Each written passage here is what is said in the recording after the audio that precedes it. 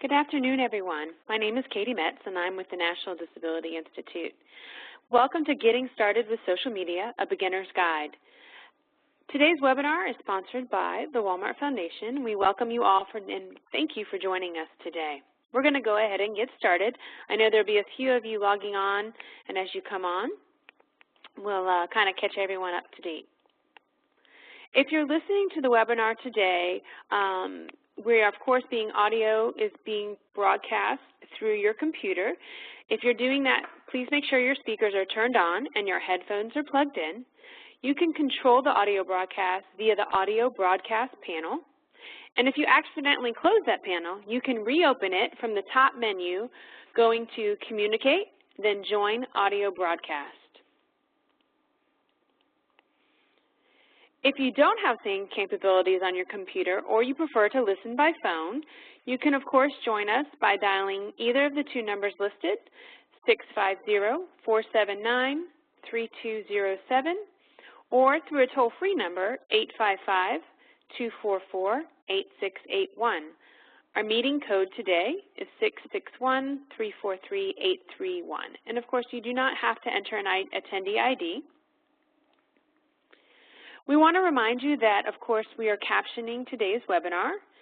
Real-time captioning is provided, and you can be found in the media viewer, which appears in the lower right-hand corner of the webinar platform. If you want to make the media viewer panel larger, you can minimize the other panels, such as the chat, the Q&A, and/or participants. For submitting questions at the end of today's webinar, please use the chat box or the Q&A box to send any questions you have during the webinar to myself, Katie Metz, or to the host, which will come to me directly. I'll direct those questions accordingly during the Q&A portion. However, once again, if you have any questions that should pop up during the course of the webinar, go ahead and feel free to put them in the chat box or the Q&A directed to myself, and we'll make sure those are answered at the end. If you're listening by phone and you're not logged into our webinar via computer, you can also send me questions by email by emailing me directly at kmetz@ndi-inc.org. Please note that the webinar is being recorded and all the materials presented today will be placed on the National Disability Institute website at www.realeconomicimpact.org. If you have any technical assistance that is required during the course of the webinar, please go ahead and use the chat box to send me a message or to host, Katie Metz. You can also email me, again, via kmetz@ndi-inc.org. Once again, my name is Katie Metz. I am the Manager of Financial Empowerment and Inclusion at National Disability Institute on the Training and Technical Assistance team. And on behalf of NDI, I would like to welcome all of you in joining us today. We want to give a special thank you to our sponsors.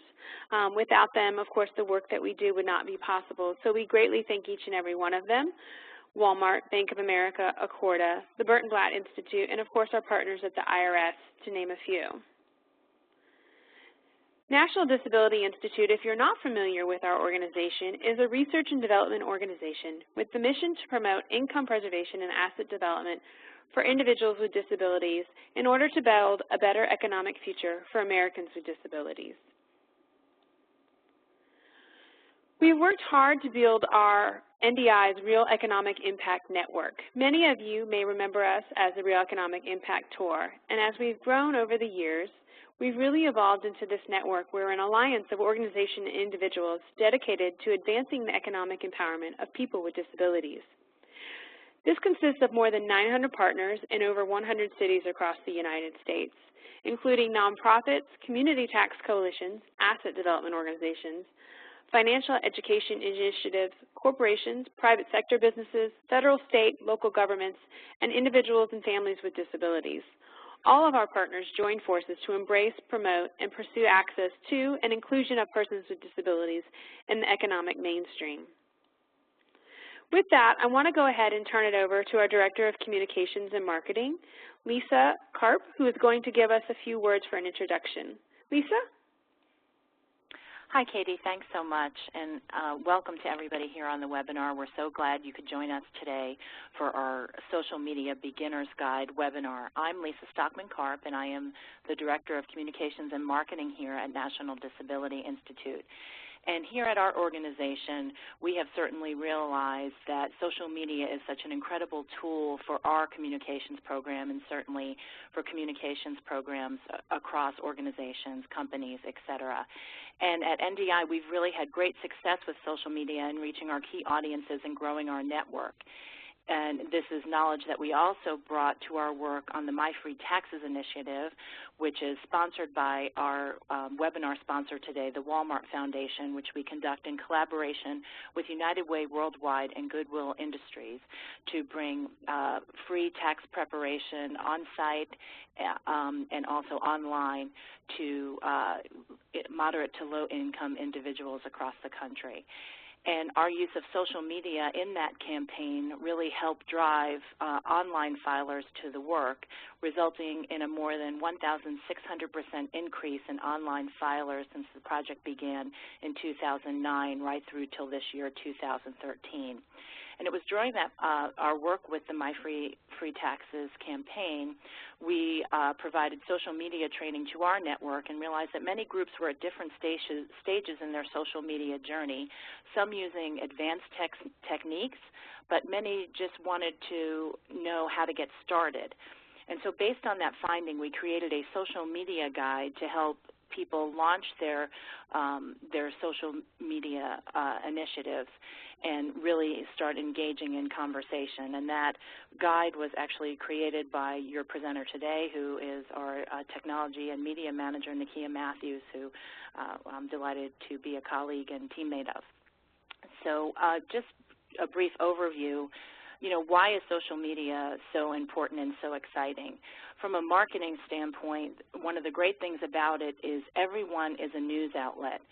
Social media has really leveled the playing field, giving individuals and organizations a free outlet to share ideas and engage interested stakeholders.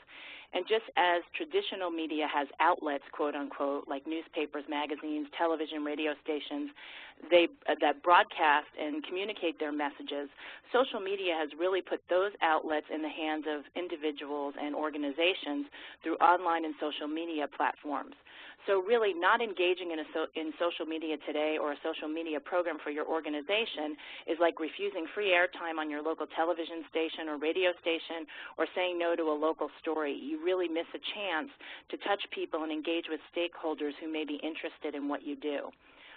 Also, one of the great things about social media is that you are able to interact with people through their sphere of influence.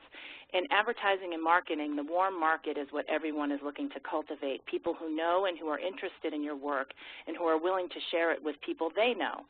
Studies have shown that word-of-mouth advertising or referrals from a friend or family member or a known source are one of the most common ways people are introduced to or get engaged with new products, services, organizations, or ideas. So social media really provides access to the warm markets of interested stakeholders, many of whom may have the same interests as your stakeholder. So for example, somebody who has friends on Facebook or followers on Twitter, if they share your message, many of their followers or friends may also be interested in that message and what you're trying to say. Also, social media provides for increased stakeholder engagement. It provides a direct connection for you to your stakeholders on an individual basis and an opportunity for two-way conversation. And it gives you an opportunity through various tools and techniques to actually find people, businesses, and organizations who may share your mission and goals. Also, social media provides the opportunity to share and disseminate information, kind of like automatic pass-along readership. That's really a print media term when people read a magazine or paper and then pass it along to friends, family, or colleagues. If stakeholders find your information share-worthy, they can pass it along to their warm markets, thus becoming a trusted point of contact or reference for your information with their network. So in that spirit, Today's webinar will provide you with a beginner's overview of the 4 main social media platforms, acquaint you with the vernacular, and then show you how to use these platforms to start your own social media program and join the conversation for what's important to you and your organization. To get us started, I'm honored to introduce our presenter, who is a key member of the communications team here at NDI and who spearheads our social media program, Nakia Matthews, NDI's Technology and Media Manager. Thank you very much, Lisa. Good afternoon, everyone. Today we're going to talk about, like Lisa mentioned, some of the major social networks that organizations are using. We're going to talk about 4 specifically. There are, of course, many others out there, but as you get more comfortable with using social media, you can begin to explore some of those other networks, excuse me. This presentation has an accompanying social media guide that we created for the My Free Texas Partnership, and I will put the link to it in the chat box in a little bit, but the guide goes a little bit more in depth than this presentation does. So let's get started. So what is social media? There are plenty of definitions out there, but Wikipedia defines it as the means of interaction among people in which they create, share, and exchange information and ideas in virtual communities and networks. Or, more simply put, social media is where technology and social interaction meet. We network socially every day. We chat with our friends at lunch, we talk to our family, we hand out business cards at meetings, share best practices with colleagues. And what social media is really allowing us to do, it's using the internet to expand our networking reach, to engage, share, and collaborate with people in real time, no matter the location. So not only are we able to reach people who we might not be able to on a day-to-day basis, we're also able to share a higher volume of information than you might in just sort of a word-of-mouth conversation. So we talked about what social media is. Who is using it? 72% of online adults are using social networking sites. The number of Americans with reliable and consistent access to the internet is increasing every day, and as such, the number of people who are online, that are using social media is increasing as well. And this statistic is from the Pew Internet and American Life Project. I quote their studies a fair amount in this presentation and also in the guide. They are a really good resource for how Americans are using the internet, where they are, what they're doing. And as you start to use social media, you might want to do a little bit of research on which networks might be best for you depending on your target audience. Going to that site is a really great place to find some info. And the URL to that is pewinternet.org, and I'll type that into the chat box. Okay, so as you can see here, we have 72% of online adults are using social networking, and not surprisingly, the highest number, 89% of those people on social networking are between the ages of 18 to 29. But what might surprise some people is the number for the older age brackets. And even the oldest age bracket that we have here, 65 plus, almost half of the people online that are 65 plus are using social media. So the idea that some of your constituents or audience are not online, some of the stats here might surprise you a little bit. So why should we use social media? Social media is here to stay. As Lisa mentioned, it's an indispensable part of any sort of communications or marketing plan. It offers you sort of a new and basically free way to reach your audience with an emphasis on interaction, sharing, and learning. You can expand your communication effort, increase visibility, stay relevant to certain target demographics, or even reach new demographics that you might not have thought about reaching before. You can also find new channels to learn and engage. One of the great things about social media is that it's more casual in style and tone than traditional marketing, and what it allows a lot of companies or groups or organizations to do is to talk about their services or their products in a more personal way, in a more relatable way, and people are much more keen to share that kind of information rather than something that's quite formal, like a newsletter or sort of a traditional donation ask. You can sort of make jokes, use pop culture references, current events to relate your services and your products and your mission to your users. So we talked about who, we talked about what, we talked about why. So what's the next step? The next step is not just jumping right in. It's a really smart idea to take an internal assessment of your organization and your group to see what you can do and how you want to approach it. You can do a lot with social media with just a few hours a week. But far too often at nonprofits, and you guys on the line probably already know this, we are spread so thin. So you definitely want to take the time to assess if you have that staff time, if you have the staff time and know-how. Many companies who don't necessarily have the bandwidth on staff or the money to dedicate to social media turn to interns and volunteers to man their social media efforts. And this is often cost-effective and it often works. However, I must caution that you definitely need to trust the person that is in charge of your social media, paid or otherwise, because what you say on social media can, come back to bite you just as much as something you'd say on an internet or on your website or in a newsletter. Because social media is a valid method of communication, so you definitely want to trust the person who is in charge of your outward-facing communications. You want to make sure they're knowledgeable about your organization and can sort of have that latitude to talk about the organization, and also you want to make sure that they're a pretty solid writer. Another thing to assess before you get started is to make sure that you don't get in over your head. It's really easy to fall for this trap that I got to be on every social network. I got to be on Pinterest and every single new thing that comes up. And that's not necessarily true. Everything is not for everyone. Even some of the largest companies in the world aren't on every social network. It's better to be great at one thing than mediocre or poor at three. So if all that you have time for is Facebook or Twitter or whatever, you can only do one and get good at it. And then as you become more adept, you can sort of move on to other networks. Next, you want to define your goals. Goals are the big overarching picture of what you and your organization want to accomplish when you undertake social media. And determining these large, bigger picture goals helps you to determine your success. Some examples of larger goals might be to just increase your general group visibility. You might want to reach a younger audience. These are larger things that sort of take time.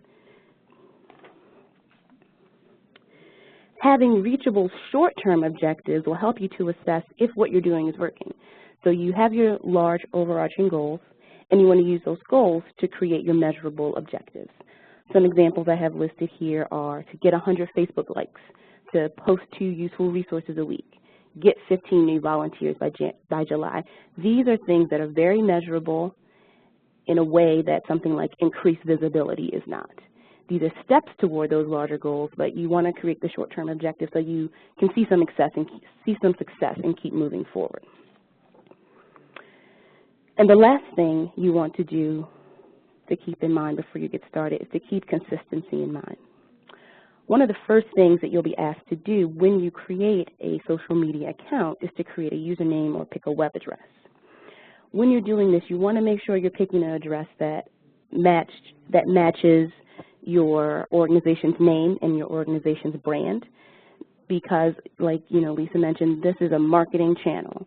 So you want to be able for people to associate your company name with your social media accounts, with your tagline, however you choose to do that. But make sure it's something that's memorable, easy to remember, not too long, and that's associated with your brand.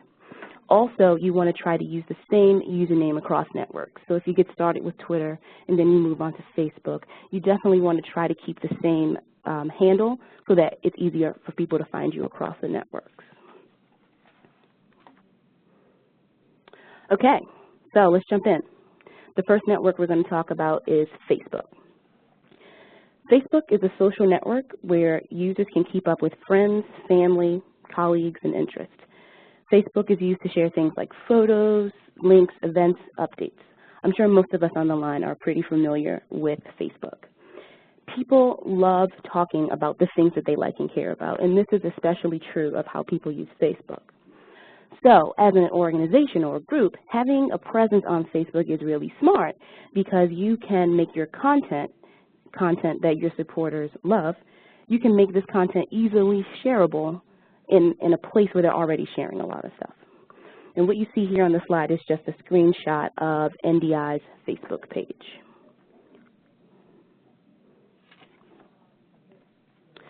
Facebook is a daily destination for most of its users. Of Facebook's 1.15 billion worldwide users, and yes, it's a crazy number, but 1.15 billion people are using Facebook worldwide. About 700 billion of those people are daily active users. And then there are some of us on the line who are Facebook users, but we don't necessarily go every day, but we might go every other day, a few times a week. So you can really harness the power, this daily use power, by reaching people in a place where they already feel comfortable sharing and interacting, rather than having them come to you for content. In a 2011 study done by the Nonprofit Technology Network, about 89% of nonprofits had a Facebook page. So this was about 2 years ago, so you can imagine that that number has increased.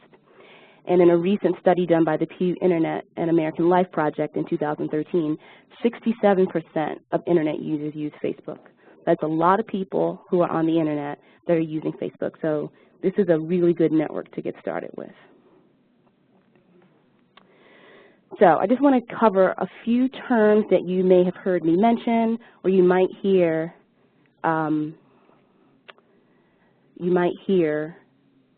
mentioned about Facebook. And actually, I just got a correction. When I said 700 billion people were using Facebook daily, I meant to say 700 million. Excuse me.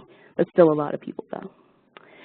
So I want to cover some terms that you might hear, just so you can have a little bit of a baseline understanding. And the first term is profile. So a Facebook profile is your personal page on Facebook. It lists your friends, your group memberships, your interests, your photos, etc. Individuals on Facebook connect with each other by becoming friends, or they friend each other, friending. And what this means is you both have a mutual agreement that you're going to see each other's content, share content with each other and see each other's content. So the next term I want to mention is page. And this is really an important distinction to make with Facebook when talking about having an account for a business. Essentially, a page is a profile for a business, place, group, or public figure. A Facebook page has some of the features of a profile, like sharing status updates and sharing photos, but it also has the added ability to track statistics. Now, with a Facebook page, friending is not applicable because a company can't be friends with a person. However, individual users and other companies or pages can like a page. And what liking on Facebook means is that you signify support or interest. You can like a page, you can like a status update from a person, you can like someone's photos. So these are some terms to keep in mind: profile, friending, page, and like. And one thing to really understand and keep in mind when you want to start a page for your group or your organization, you can only create a Facebook page through a profile. And what this means is you have to already be an active user of Facebook individually to create a page. And this tends to trip some people up when they're undertaking social media, especially if they're not already on Facebook. So what you probably need to do is create an account for yourself, or have someone who's already using Facebook be the one that's going to administer the account. So you've decided to join Facebook. Now what? You just want to go in and start sharing. The Facebook posts that are the most popular tend to be image posts. These get the most comments, the most likes, the most shares. Photos catch people's eye. However, photos are not necessarily the most effective in driving traffic off the website. So you can start sharing photos of your organization in action, for instance. You can also do things like share links to interesting reports or websites. NDI does this a lot. You can also post events. Facebook has a built-in sort of event module where users can come to your page and see some of the events you have coming up. They can RSVP for these events, showing support for them. That it'll sort of show up on their page that they've RSVP'd for it. So there's a lot of different content that you can get started with on Facebook. You can also start following what other organizations are doing and saying by liking their pages. And this is like I mentioned before, pages can like other pages. But you can sort of show interest in what another organization, a like group is doing, and you can also sort of follow what they're doing and see some of their content. One of the things I really like about social media is that you can not only share your information, but you get another great channel of learning. So on this slide here, I've given you guys a few examples of some Facebook posts that NDI has done. And I've tried to show 3 different types of posts. One you see at the top is a basic text post, sharing some information. There was no accompanying link or website or photo with this. It's just a really basic text information. That's one way you can share info on Facebook. Below there you'll see a little photo and link. What we did here was share a link to the website for our My American Dream video contest, which is going on right now. And then the third the third post is an example of a photo post that I use every Friday to promote our Financial Wellness Friday campaign that we run in conjunction with some financial wellness webinars we host. So as you can see, this is just a quick little snapshot, but these are 3 different types of content that you can share on Facebook. So moving right along, we're going to talk about Twitter next. Twitter is a short-form information sharing network where users post tweets, which are messages of 140 characters or less. Twitter's short messages are great for quick and frequent updates, and you can kind of think of Twitter as the news place. Twitter has really become a destination for up-to-date and on-the-ground information. Very, very frequently, major news breaks on Twitter before it breaks anywhere else because people are on the ground and they have their phones and they're able to tweet information out, and that information catches like wildfire, propagates really quickly. So a lot of major news outlets are really considering Twitter as like a legitimate place to get breaking news. And part of that is due to the nature of how short the messages are. So here on the slide, you can see this is a screenshot of NDI's Twitter page, just a couple of the recent tweets that we've done. So as an individual or as a professional, having your own Twitter account is a really great way for you to network with other professionals in your field. It's a great way to establish yourself as sort of a subject matter expert. And as a business, having a Twitter account for your business is a really great way to quickly share information, to stay informed by learning from other organizations, and to join in on ongoing conversations that could benefit from the voice of your organization. And we'll talk about that a little bit later. In 2011, 57% of nonprofits use Twitter, so just above half. And again, that was 2 years ago, so I can imagine how much that number has increased now. And currently, 16% of internet users are on Twitter. Now that doesn't necessarily seem that great compared to 67%, but you need to understand that the people who are on Twitter are super engaged, they're super dialed in. And also, a thing to consider is that not everyone consumes information in the same way. A lot of the times organizations, and NDI is one, will share similar or the same information across Twitter and Facebook. But because they're different networks, how you talk about the information might be different. Obviously, it's going to be different on Twitter because it's really, really short. But you want to keep in mind that some people are going to be much more interested in something like Twitter that's short, that's frequent, and that's quick, whereas Facebook postings are not as frequent, and they're a little bit more, because you have more space, they're written out, they're longer, they're sort of maybe easier to digest in a narrative format. Twitter is really quick, so that really jives well with some people's attention spans.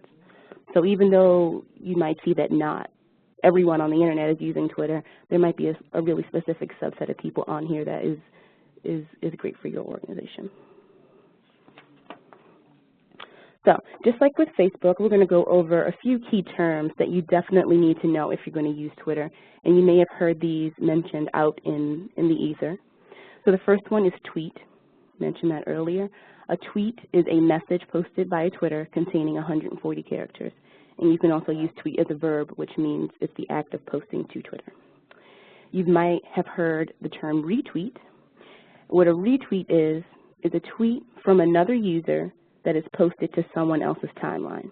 This is often used as a way to spread news or share valuable findings. So what it does is it takes an entire post that someone has written and shares it in that same format with your followers. So it's not only a great way to sort of give attribution to the original author, but it's a way for you to sort of say, hey, I just read this. I think you guys would find this interesting as well. Another term is follow. And to follow someone on Twitter is to subscribe to their tweets or updates on the site. So if there's a news outlet like CNN or Reuters that you really want to know what they're talking about at all times, you can follow them. If there's a subject matter expert that you want to hear what they're saying, you follow them. And when you log on to Twitter, you'll see a timeline of all the people that you follow and all the things that they've posted recently. And the last term I want to mention is hashtag. And you may have heard this. You've seen hashtags everywhere. They're all over the place now. They're like taking over. So the hashtag is a symbol that is used to mark keywords or topics in a tweet, and it makes those topics easy to find and follow. Hashtags are active links and can be clicked inside of a tweet to follow that topic. So I'm going to actually cover that a little bit more in the next slide and kind of talk to you about those. So you've joined Twitter. What's next? Just like with Facebook, you want to jump in there and start posting the things that you and your organization care about. You can share up-to-the-minute information about one of your upcoming events, for instance. And one of the things that Twitter is really great for is these sort of short, updated things that might not necessarily really have a place on a long-form place like your website or blog or Facebook even. Just like on Facebook, you can share pictures, links to websites, documents, and you can sort of retweet things on Twitter that you've seen that you think your followers would really like. So here I've shared a few examples of some tweets, and I've tried to show you different types of information being shared, as well as some tweets that are employing some of the common features that you'll see on Twitter. So first here in the upper left-hand corner, we have a tweet from the Red Cross, and this is from either last year or a few years ago. And this tweet is sharing several hashtags for users to follow. And like I mentioned earlier, a hashtag is something that you put in front of a word or a string of characters to make that searchable and easy to find. These hashtags were for people to follow to have up-to-date information on local storms in certain areas. And actually, this is sort of the way that hashtags came about on Twitter. It was kind of a hack that users would do to help people find information on natural disasters. I think it may have started with maybe some like wildfires or something. You know, when these these weather events are happening, people are on the move. They aren't near their TVs, they aren't necessarily near radios, but they do have their phones with them. So these hashtags are a quick way for people in a certain area to say, this is going on at this area, maybe I shouldn't go here, maybe I shouldn't go there. So that's kind of where hashtags started, and then Twitter officially adopted it as a feature, and now they're everywhere. So the second tweet below is actually from my Twitter account, and here I'm sharing some information with my followers about a service I use and recommend, and that service happens to be My Free Taxes. So you'll see in the tweet that I referenced the My Free Taxes Twitter account by writing @MyFreeTaxes. And that's my way of directly endorsing and linking to the service I'm speaking about. So not only am I telling my friends, hey, I use this service, they can click on My Free Taxes and see, you know, what My Free Taxes has to say on Twitter as well. And then the last tweet you see here, NDI, using a hashtag that we created specifically for our financial wellness campaign that we use. So if you click FW Friday, or if you search that in Twitter, you'll see all the tweets that we've done specifically on that campaign and what others have been saying about that campaign as well.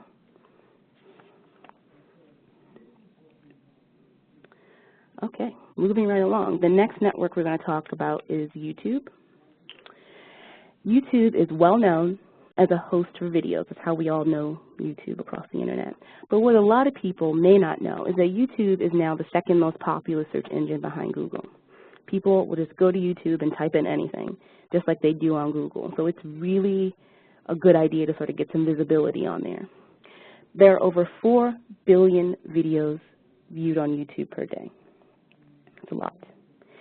And being on YouTube can provide exposure for your organization in a unique and memorable way.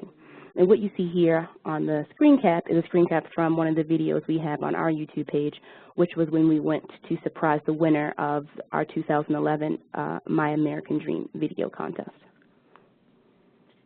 So we were able to share that event with a lot of people who weren't there and weren't able to see it live. So some things to consider when you think about starting on YouTube. You want to make sure that you have the technical capacity and resources to begin producing video. Now, I don't want to scare you there, because a lot of people are afraid of YouTube or afraid of the idea of producing video because they think that they don't have the know-how or the power to do it.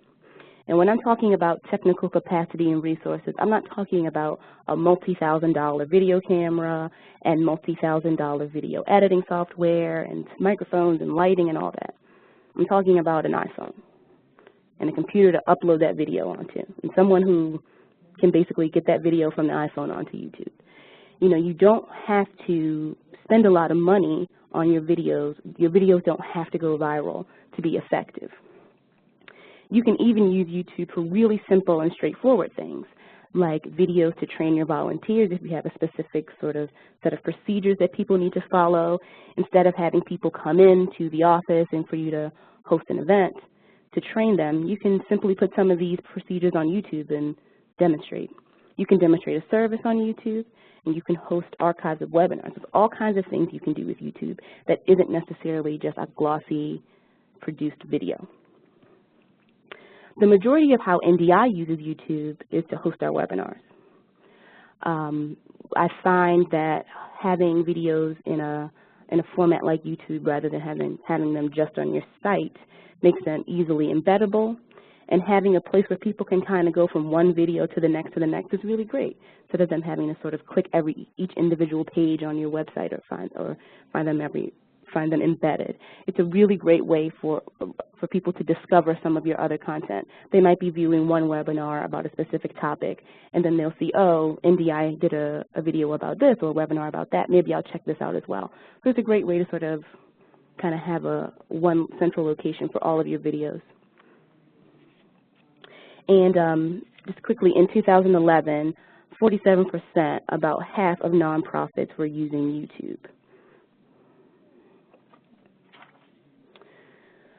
So I want to talk a little bit about using YouTube as a social network. So in general, YouTube is sort of a video hosting site. That's kind of what it is at its core. But it isn't just for watching videos. There are other things that you can do on YouTube to promote your organization's work and mission. You can create playlists of interesting videos to share with your audience. It's a really great way for you to say, hey guys, here's 10 videos that I think you'd be interested in. Here, look at these. You know, so they didn't necessarily have to search for them. You're sharing content that you found with them. And it's sort of similar to how you share an interesting report that you found that you might share on Facebook or Twitter. Sharing an interesting video or a group of videos on a specific topic important to your organization is also something you can do on YouTube. And just like with the other networks, liking people on Facebook, following other organizations on Twitter, you can comment on videos from other organizations to sort of publicly show support. Google, the company that owns YouTube, has a free program for nonprofits called Google for Nonprofits. And what it is a suite of tools like Gmail and Google Drive, stuff that you probably use every day, but sort of packaged for organizations and on a larger scale. It's free for nonprofits, and one of the benefits of the Google for Nonprofits program is the YouTube Nonprofit program. And joining this program, you have the added ability to do things to your videos, like add a donate button on your on your org's YouTube channel. You can stream live footage. For instance, if your group is having a conference and you want other people to be able to see that conference, you can stream live footage onto your YouTube channel, which generally can be very costly for companies to undertake, but it's something that you can do for free as long as you obviously have a video feed at your event. You can add call to action overlays on your videos. So at different points in time in the video, you can sort of add a little clear box of text that says, oh, if you like what so-and-so is saying now, click here to view his blog, or click here to go to this website. And you can add these at various points in the video to add a little bit of interaction. So the YouTube Nonprofit Program is great. And if you have any questions about how to join the YouTube Nonprofit Program, you can send me an email, and I'll type my email address into the box. The one thing I do want to say is that the nonprofit program is only for official registered nonprofits. So if you're just like a coalition or not an official entity, you might not be able to join, or you might need to go through like a parent organization.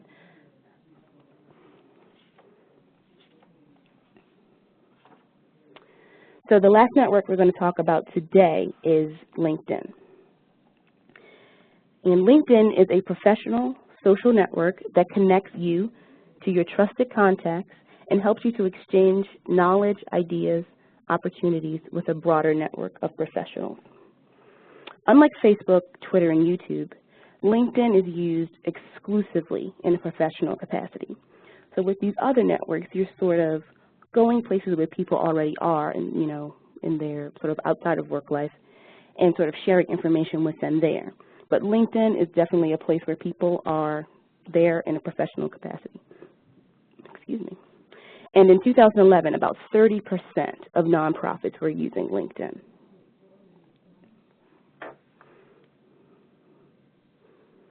So for an individual, having a LinkedIn page gives you the opportunity to share your individual professional expertise and interests and to legitimize your professional accomplishments.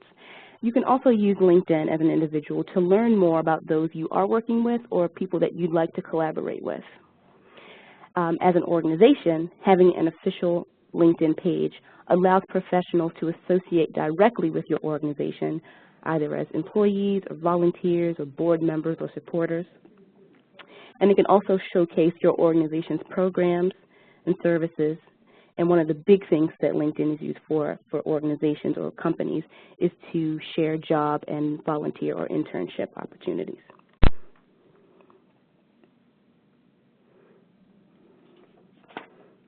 So a company's LinkedIn page, an official LinkedIn page for a company, is quite static. It's not like a Facebook page where you're doing constant updates. It's really just saying, we're this organization, we exist, we were founded at this point in time, here are all the people that work for us, here's some of our services, here's some jobs that we have available. If you want to take engagement further on LinkedIn, you can create what is called a LinkedIn group. And a LinkedIn group is a space for discussion and is generally focused on a topic or issue and not a specific organization. You will see some LinkedIn groups that have the name of the organization, but really what is being discussed in that group is the organization's mission, not the organization itself. LinkedIn groups are also great for coalitions or other groups that might not be a standalone company or organization, sort of have a presence on that professional site, but you aren't technically a company. And as I've used LinkedIn, I've found that the groups that are especially active are in sectors that have something where the discussion tends to relate somehow to employment or professional services. So here I just have an example of a LinkedIn group I'm a member of. This is the LinkedIn group for the Job Accommodation Network, which is a technical assistance center funded by Department of Labor's Office of Disability Employment Policy. So JAN itself is not a company, it's a technical assistance center, but it uses LinkedIn really well to engage its users in discussions around employment and workplace accommodations. So again, like I said, the groups that I see that are the more active are groups that are somehow related to professional development. Okay, so we've talked about Facebook, we've talked about Twitter and YouTube and LinkedIn. So let's say you've decided to join one or two of these networks. What's next for you? Getting familiar with your networks is really the next step. Social media success does not happen overnight. Just signing up doesn't mean you're going to be successful. Getting familiar with your networks, it makes all the difference in the world. You really want to read what other people are sharing. There's nothing worse in the world, to me anyway, than a company who doesn't look like they do any engagement on Facebook or Twitter. It doesn't look like they don't really follow other people. They're not really sharing other people's information. They don't talk about other companies. It's really good to know that the companies are sharing information but also are listening. You want to get in the habit of posting content regularly, engaging with other people, other companies. And once you've gotten into the groove of this, you can start to go beyond the basics and ramp up your social media activity. And it's going to cover 3 things really quickly. So just like with any other project or initiative your company undertakes, return on investment is an important measure of success. There are many tools, and some are complicated and expensive, some are free and easy, that can aid you in monitoring your social media metrics. So, you know, you can go out and find some of these really expensive programs like Radian6 that cost $1,000 a month, or you can do something really simple like keep a spreadsheet that tracks the basic statistics for your networks. Some things you might want to track are number of followers, number of likes, how many times you get retweeted, how many members you have in your LinkedIn group. And as you sort of record these stats on the same day every month, 1st of January, 1st of February, you can see over time if you're on track and if what you're doing is working, especially if one of your short-term objectives was to gain followers. You're definitely going to be able to see if you're gaining followers if you keep track of your stats. And if you see numbers going down or numbers really staying stagnant, you might know that you might need to change up your game plan or something you're doing. It's not really working, so it gives you a good way to know, you know, when you might need to make some changes. Like I said before, there are many third-party measurement tools, but most of the networks do have some level of built-in statistics. Facebook Insights, for instance, is very, very, very detailed. YouTube's insights are very detailed. Twitter doesn't really have great stats. So some of the networks have really great built-in insights, some not so much. But I've found, we've been on social media forever. I do use a lot of these a lot of these sort of third-party tools, but I also actually still keep a spreadsheet because to me it's really breaking down just the simplest of things. How many followers did I have last month? How many followers do I have this month? Sometimes you don't need all that other fancy stuff if you want to see something really simple. Quickly, I just want to cover monitoring. So when you first start out on social media, visiting each site to read and post, it works fine. But when you're monitoring multiple networks, posting multiple times a day, you want to pre-schedule a post, you might need something that's going to help you a little bit with that. And there are a lot of tools out there that will help you streamline this process. I just want to quickly mention 2 that I like: Hootsuite, which has both free and paid versions, and Sprout Social, which is one that we use at NDI every day, and I love it. They have different levels, and they also offer a 50% discount for nonprofits. And Sprout Social produces some really great and attractive metrics reports, which are great when you're showing people who maybe don't really know the terms, but they can really understand charts and graphs. And the last thing I want to cover briefly is content creation. So once you start creating content, you might want to take your content creation to the next level. One thing you can do, like we talked about a little earlier, is to create hashtags. Start a trackable conversation about your event, about a project. And the example I give here is that NDI created the FW Friday for our financial wellness project, and we use it a lot. Another thing you might want to do is provide pre-written content for your partners. You can make it easier for others to share your message when you have an event or a campaign. Not only are you making it easy for people to just copy, paste, and share your stuff, you also have a little bit of control over how your event is talked about if you're providing people with pre-written content. We do this a lot for major events and campaigns at NDI in the mass emails that we send.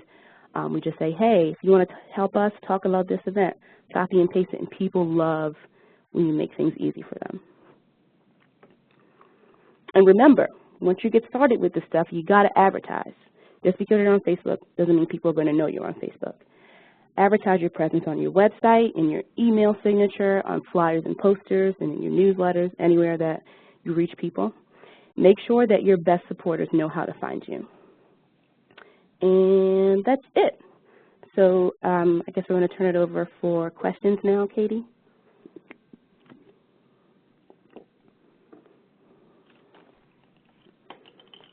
Great. Thanks, Nakia. Sorry, I had to unmute myself. So if anybody has any questions at this time, go ahead and ask those. You can do that again by putting it into the chat box to myself, host, or Katie Metz, or directly to Nakia, or through the Q&A. So we did have a couple questions regarding the presentation today, and I answered quickly, but Nakia, I'll let you go ahead and respond as well, as to whether the presentation and the webinar recording will be available. Yes, the slides and the guide that I mentioned are actually up on our website now. It's realeconomicimpact.org, and if you just go to the resources tab and webinars, it's available. You'll also get an email about 15 or 20 minutes after the webinar that has that link in it as well. Tomorrow, probably 24 hours from now, the actual recording of this webinar and the transcript will be available as well. Great. Thank you, Nakia. Another question. So one listener wants to know, what is the best way to increase followers on Facebook and Twitter, in your opinion? There are lots of ways. I attend a nonprofit conference every year, and people always share some of the really great ways that they've done this. Some of the basic ways are just to ask your followers to share, to find you. Send out an email to your followers, because just, a lot of people might not know that you're on these networks. Like I mentioned earlier, you definitely have to advertise. So a quick email that says, hey, did you know we're on Twitter? Follow us here, might reach a lot of people who wouldn't otherwise know you were there. Some companies I've seen do really cool things to kind of, I don't want to say trick people into following them, but for instance, there was a nonprofit based in Canada whose mission was providing school supplies for low-income children. So they started out on Facebook, and they wanted to reach 1,000 likes. So they said, hey, if we reach 1,000 likes by Friday or whatever date, we're going to send 1,000 pencils to 10 local schools or something like that. So having a person like that page was, not only a way to help them reach their goal, but they were also able to reward their followers by knowing that they helped, a local organization. So things like that, which are, with low cost to them and something that they probably would have done anyway, was a really great way to sort of kind of bring people on board. Great. We have another question. How often would you recommend posting on Twitter and Facebook? That's a great question. Just from things that I've read and heard in the past, people tend to fatigue on Facebook if you post more than twice a day, once or twice a day. Of course, it depends on how engaged your followers are with you. But generally speaking, I don't post more than twice a day on Facebook. The nature of Twitter is that it's frequent and that it's short, and you're not always going to be able to get all of your statement out in one. People have a much higher tolerance for posting more on Twitter. I couldn't give you an exact number because it depends again on sort of you feeling out your audience, but I definitely say once or twice a day on both is fine, but if you have more to talk about, you can definitely feel more comfortable posting more frequently on Twitter. Great. Another individual asks, Facebook has fees. Why would an organization opt to pay these fees? So Facebook itself is free to use. It's free to have a page. I have never paid a dime to use anything on Facebook. What Facebook does have is paid advertising. And a lot of companies and even organizations use paid advertising on Facebook as a way, especially if they have a campaign, a large campaign coming up, to get their message out. So if you really want to reach people outside of the people that are on that are following you or liking you right now, you can do a paid advertising campaign on Facebook, and it'll sort of show up in the sidebar on Facebook, and I'm sure you've seen it when you use Facebook, just random ads. But that's what the fee is. It's for paid advertising. You don't have to do it, and plenty of groups are completely successful without ever paying Facebook a dime. And here's probably a quick question. One said, I'd like more information on the Job Accommodation Network. What is their @ handle? Jan on Twitter is Jan at Jan, Jan, the one thing that I do not like about LinkedIn is that you can't really create a cool URL like you do with the other networks. So if you just go to LinkedIn and search Job Accommodation Network, you'll be able to find their LinkedIn group. Great. With Twitter and Facebook, there's so much noise in the system, my organization updates can quickly get buried. What's the best time of day or day of the week that's best to post, or is there another strategy? That's really interesting to find out.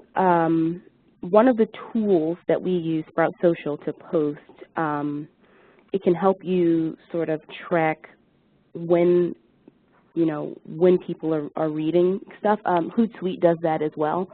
And again, that's going to be different for every organization, different depending on where, your time zone and who the people are that are reading your content. For instance, if you have an organization that focuses on sort of young teenagers or, early adolescents, they might read stuff more toward the late afternoon when they get home from their job or their, classes or whatever. So that it's really going to depend on your organization. But what I would do is take stock on Facebook, especially. Facebook Insights tell you sort of at what time. I'm sorry, don't tell you what time. They tell you how many people saw a specific post. So if you notice something that you post at 11 a.m. on a Tuesday, a lot of people saw it. But if you post it at 1 p.m. on a Wednesday, almost no one saw it. That might be because everyone is at lunch.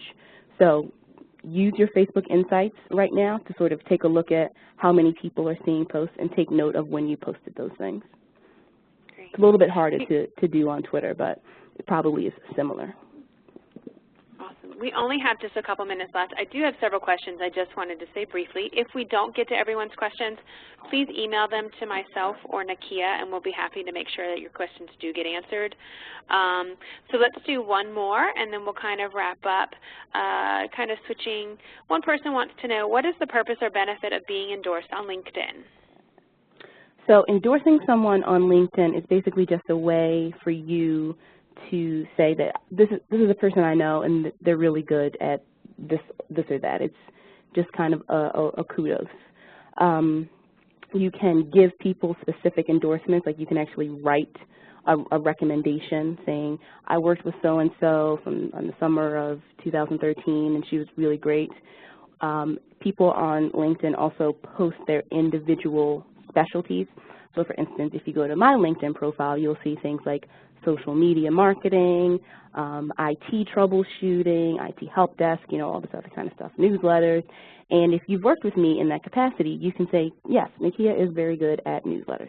So it's just sort of a public way to show endorsement. And again, a lot of these sites, whether it's a very professional one like LinkedIn or something like Facebook, there are a lot of ways of giving this sort of social feedback and kudos, whether it's liking a post or endorsing someone's professional skills. Great. One last thing while I'm wrapping up, Nakia, a couple have asked for the social media guide's URL. If you wouldn't mind typing that into the chat, then I will wrap us up. We do want to thank everyone for joining us today. Nakia did a wonderful presentation on the social media basics. And again, if you have any questions, I'm sorry we didn't get to all of them. However, just send us an email and we will make sure we answer any of your questions. We hope that you'll join us for our next webinar, which is coming up September 11th. It will be a two-part series, and you'll receive an email invitation soon. And this is a very popular webinar. It's about benefit planning, so we hope that you'll join us. Again, you'll receive that invitation before long. Please join us on September 11th and register for that webinar as soon as it comes out. We want to give a special thank you, of course, as always, again, to our sponsors, which our work would not be possible without them. And thank especially Walmart Foundation for their sponsorship of today's webinar. Finally, you can find us, of course, on all of our social media outlets that Nakia so wonderfully sets up and kind of maintains for us. And they're listed here both through Twitter, Facebook, YouTube, Flickr, and of course Tumblr as well. Once more before we wrap up, if you have any questions, please feel free to go ahead and send those to Nakia or myself. And the recording of today's webinar, along with the presentation social media guide, is available on our website, and we look forward to hearing from you very soon and hearing you all on our next webinar. Thanks so much and have a wonderful day. Thank you.